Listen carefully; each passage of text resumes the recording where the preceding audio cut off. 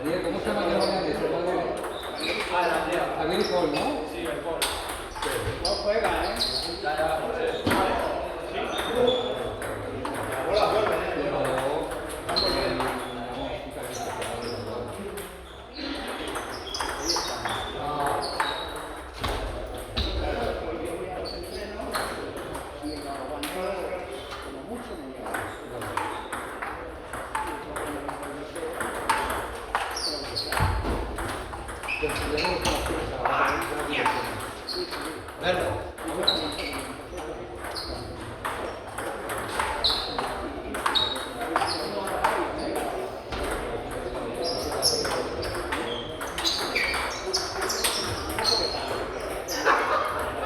No, esa bola cambiada, ¿eh?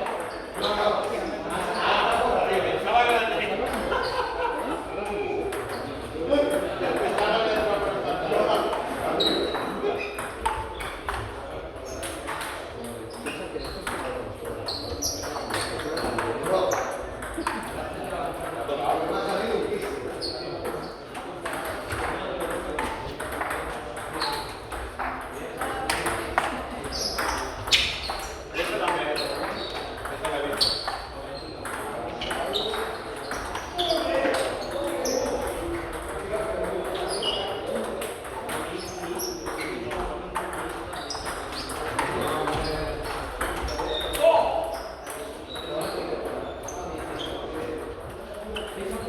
¿Qué tal jugar, verdad? Sí? Ahora juego amb la grossa, què seria? Què tal jugar? Del teu equip, del teu grup. Ah, un joc raro com tu. Avui estic jugant tan malament que em va faltar algú. Un tio que toca molt de revés. De revés? De revés. Però se la juga massa. Perquè pica plat i se li van molt. Hòstia, con un piquito empujadito se lo menja. No fa tot, tio. Fa... Llavors, si empenyes el pic, se'l menjarà. Ah, sí. De dreta està dolent. El revés és l'únic que fa, que quan li entra el revés Llavors, va fort i però plat. plat. Va. Vale. Però no, jo crec que tu amb el teu joc no tens problemes. Bueno, no, però més que vaig lesionar és el que et dic, 7 mesos a lesionar-me i no tinc encara la confiança de la dreta, no la tinc. El pico sí, quan la dreta se m'ha encogit el braç i no, fatal. Daño.